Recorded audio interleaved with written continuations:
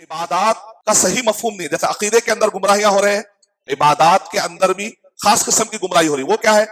इबादत की दो किस्में हैं, एक है इबादत महदा और दूसरा होता है इबादत गैर महदा। इबादत महदा का मतलब होता है खालिस इबादतें, खालिस इबादतें यानी मतलब है नमाज, रोजा, ज़कात, हज।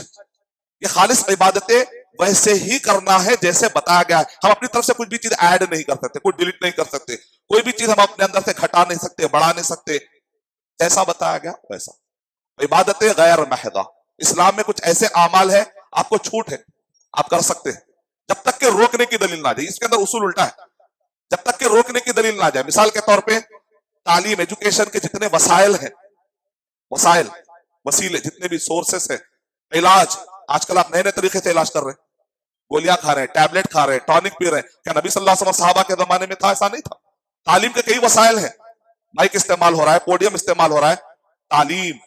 इसी तरीके से aspect of life and living, जिंदगी गुजारने के मुख्तलिफ जो भी हम रहन सहन, रहना, कपड़ा, मकान, आना जाना, ट्रांसपोर्टेशन, आना जाना, सफर करना, और इसी तरीके से खाने पीने के बहुत सारी चीजें ऐसी हैं जो नबी सल्लल्लाहु अलैहि वसल्लम सहाबा के जमाने में नहीं थी, लेकिन आज हम खा रहे और पी रहे। तो खाने पीने की चीजें, रहने ओढ़ने बिछोने की चीजें, और इसी तरीके से ट्रांसपोर्टेशन का मामला हो या तालीम के वसाइल का मामला हो, इलाज के वसाइल का मामला, इसको कहते हैं इबादत गैर महदा।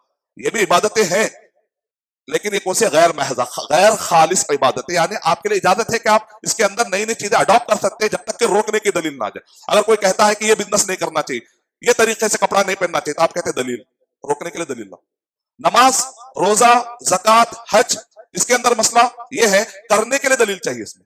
अगर कोई आदमी कहता है ये नमाज पढ़ लो, कोई कहता है आप सलाते गौसिया पढ़ लो, कोई भी एक नई नमाज कहता है, तो आप बोले दलील, करने के लिए दलील चाहिए। इसको समझना है तो उसके लिए भी मैंने एक शेर बनाया, अल अस्लु फिल इबादती अल मन्उ, इबादत महदा की असल क्या है? मना, रुक जाना, जब तक के हत्ता यजी सारिफुल महदूरी, जब तक के रोकने से, जो रोकने के मुकाबले में कोई इजाजत की दलील ना आ जाए। और आदात के मामले में क्या कहा जा रहा है? अल अस्लु फिल आदाति अल इबाहा, अल अस्लु फी आदातिन अल इबाहा, आदतों के अंदर जो जनरल आमाल है हर चीज मुबाह है, मुबाह माने जायज। हत्ता यजी सारिफुल इबाहा, जब तक के उस जायज को खत्म करने के लिए कोई क्लियर दलील ना आ जाए। सूरह बकरा सूरह नंबर 2 के आयत नंबर 29 में अल्लाह ताला इरशाद फरमा रहे हैं, हुवल्लज़ी खलक़ लकुम मा फिल अर्दी जमीआ, जो कुछ भी जमीन में है अल्लाह ने तुम्हारे लिए पैदा कर दिया। मतलब ये कि उलमा कह रहे हैं सब तुम्हारे लिए हलाल है जब तक के हराम कहने की कोई दलील ना आ जाए।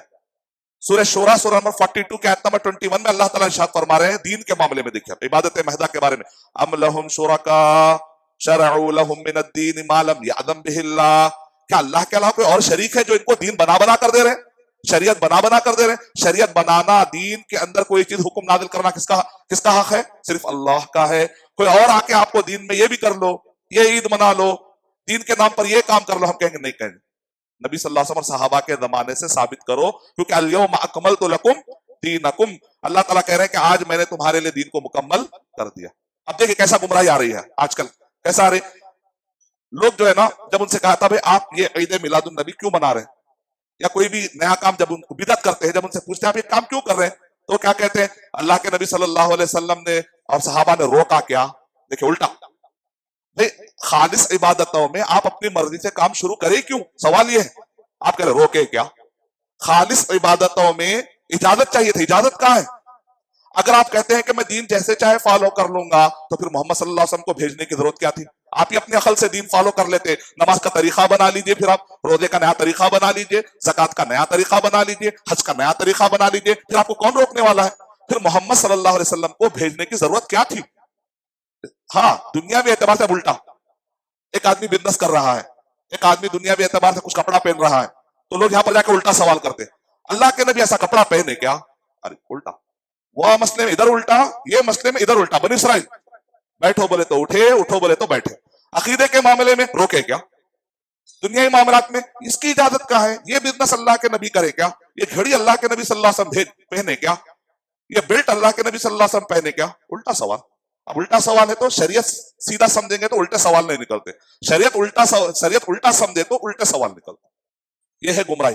یہ ذرا نہیں سمجھے، جہاں اجازت ہے اجازت نہیں کا معنی لے لیتے، جہاں اجازت ہے وہاں اجازت نہیں ہے سمجھ جاتے، یہ بہت بڑی گمراہی ہے۔ اللہ حفاظ۔